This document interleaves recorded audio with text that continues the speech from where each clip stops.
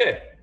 Hello, my name is Brian Murphy, and welcome to YouTube interview series, The Effects of the Arts Organizations with the COVID-19 situation. So today our guest is James Fox. He's the Executive Director of Wayne Arts Center in Wooster, Ohio. Hi, James. Hey, how's it going, Brian? Good. I wanted to say a couple stats first, and then I'd like to continue this first. According to the National Council of Nonprofits, there is over 1.3 million nonprofits in this country. According to their stats, there's 12.3 million or more employees, self-contractors that are part of these nonprofits. That's their stats. Over $45 billion go to these nonprofits. So today this discussion is, and these nonprofits all have leaderships. They have leaders that have taken on responsibility. They have looked at their organization and says, how are we going to maintain these nonprofits? How are we going to maintain it short term? And then how are we going to go beyond this virus in our life? So James Fox, thank you very much for being part of this conversation. Yeah. So let's talk a little bit more. Let's start maybe on the lighthearted part of it and talk about the center that you're an executive director of, and maybe talk about how you became the executive director. Okay. I've been there just a little under a year at this point, and came from an arts background myself, but primarily my professional career has just been in nonprofit administration. I'm a licensed professional counselor, and when we first moved to Wooster, I was working for the court system, and that was great and gratifying. I had a lot of great opportunity. But when this opportunity with Wayne Center for the Arts popped up, it just was the right fit and blend of my interests, passions, and I think really ability. So I think it's been a great fit. I think we've done some really great things. This is obviously a little bit of a setback, but I really can't say a bad thing about it. You know, James, we've been working together for about a year, and I feel like we have talked about, gosh, we're really going forward, right? And we are going forward. And I think the word you just said is just a setback. Yeah. Right? It's just a setback. So talk to me, when you got the news, when you were starting to get this information out that things were going to start to change. Talk to me maybe about how you felt about it and how the process of where you are today. I think probably like everybody out there, you started with, kind of a disbelief and an assumption that it wasn't going to be nearly as bad as it really is. So I think that progression, when you start to really realize, and I think the most critical point for us, and this is why it's important as a nonprofit, as you said, to have really strong strategic planning and vision. Because to make the difficult decision obviously we had to close, but then to have to make difficult decisions to furlough staff, including myself, to be able to save those dollars that are currently in the account, so that when we come out of this, we're ready to go.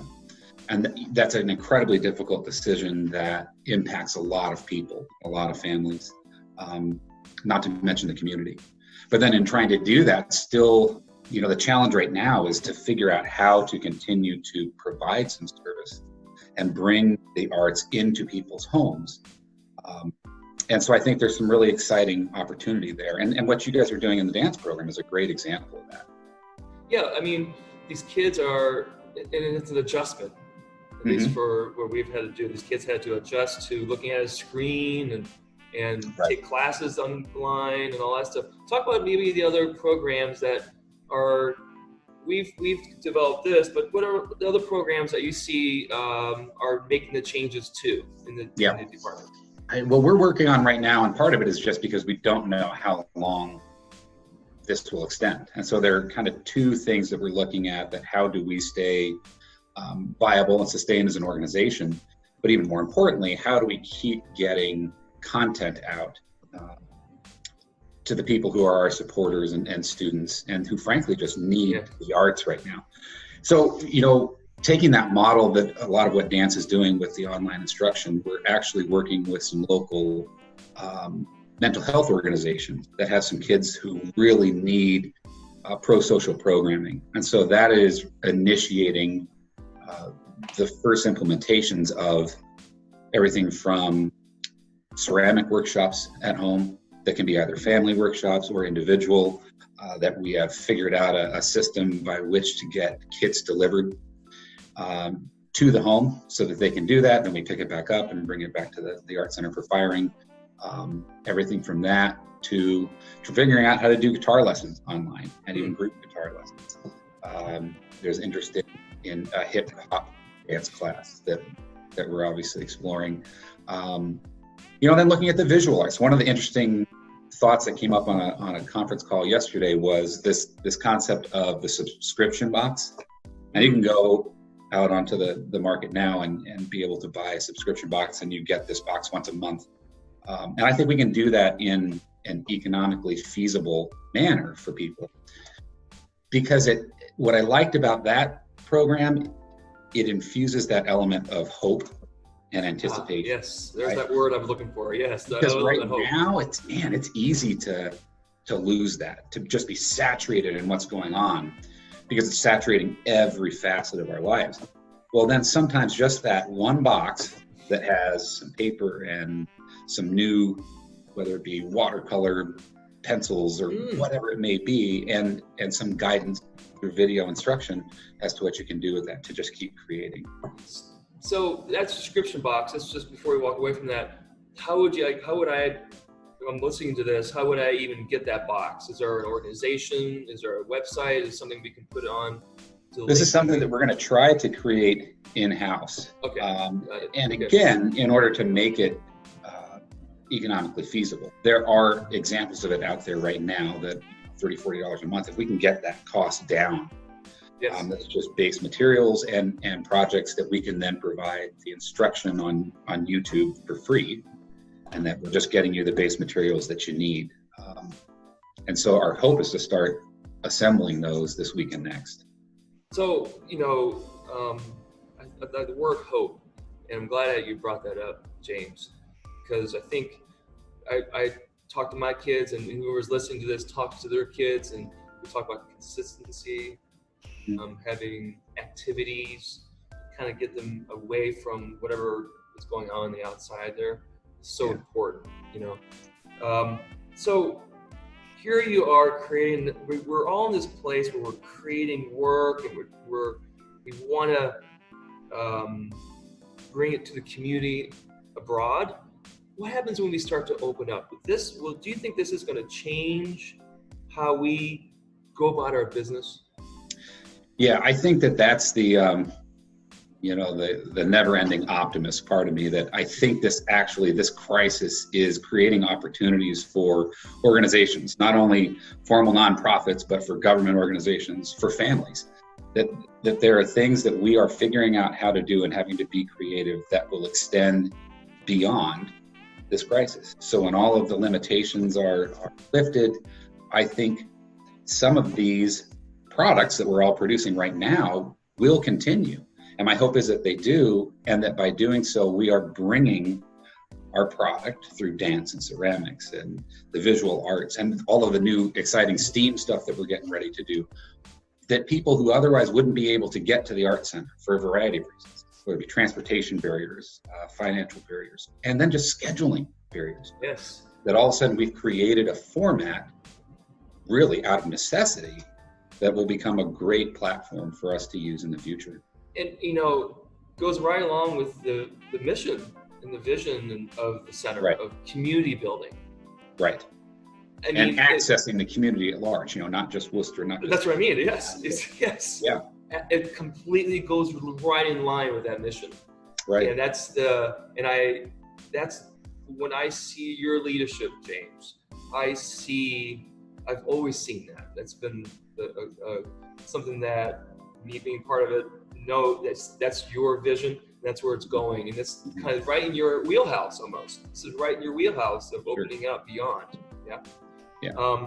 So let's finish off. I think there are a lot of artists. People are going to watch this and they're going to want to feel that hope. And maybe you've had to make some sacrifices too in this whole situation. Do you want to talk a little more about what the sacrifices were and talk about maybe some of the things that you had to do personally that you want to share? Sure.